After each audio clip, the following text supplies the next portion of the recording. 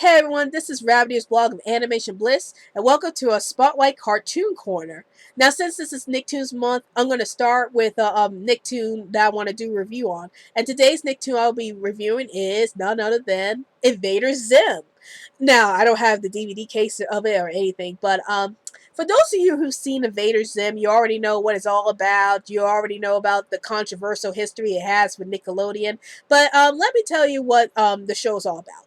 So the show starts up with the Almighty Tallest ordering the alien invaders to invade various planets, and that's where Zim comes in. They try to tell Zim, you haven't been invited because one time you invaded our own planet, and Zim was like, oh, just give me another chance and I'll invade a planet. I'll be a good invader. So the Almighty Tallest ends up giving Zim the planet Earth to invade, and Zim ends up going to Earth disguised as a human, or at least what he looks like a human. But he ends up going to Earth disguised as a human, and he tries to figure out ways to invade Earth while trying to avoid this boy named Dib, who's like the only person who knows that Zim is an alien. And even though he tries to tell everybody, Zim is an alien, nobody really believes him. So that's pretty much the basis of the show, is Zim trying to invade Earth while avoiding Dib at the same time.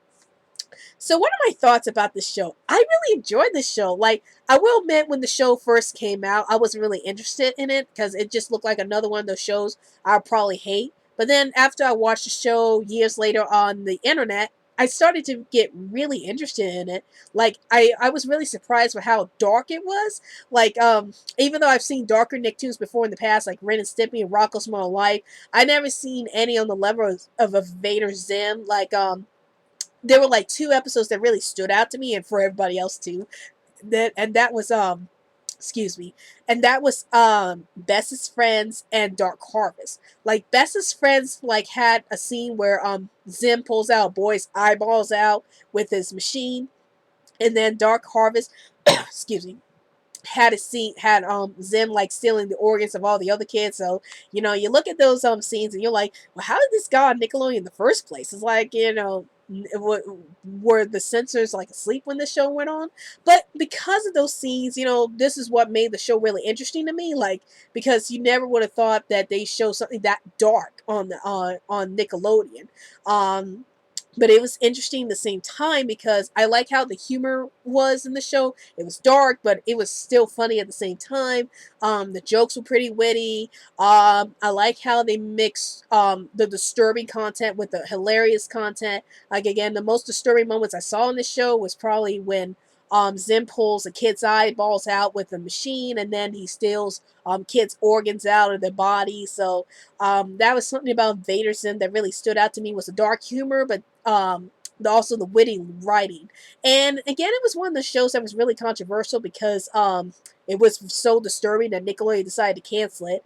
And this is one of those shows that got so famous over time. Like, yeah, I might have put this under underrated and obscure cartoons, but because it has such a huge fan base, I put it on the Spotlight cartoon reviews because it got popular over time. Hot Topic did t-shirts about it. I can't believe I never got a t-shirt for Invader Zim yet, but I want to because I love Invader Zim, and I can't believe I waited till the last second to watch that show when it went off the air before I fully appreciated the show for what it was.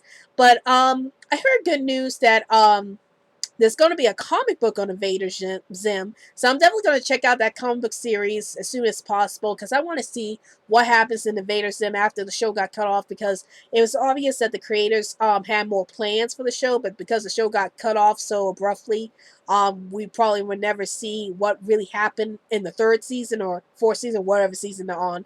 But we'll probably see that happen in the comic book, so I'm definitely going to try to check out the comic books to see what happens there.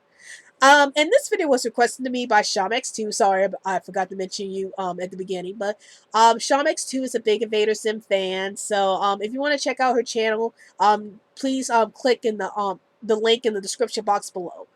Well, I hope you enjoyed this video, and please feel free to follow us on Twitter so we can keep you updated on any new videos we post up, and also like our Facebook page. Well, I hope you enjoyed this video. This is Ravia's blog with Animation Bliss, and I'll see you later.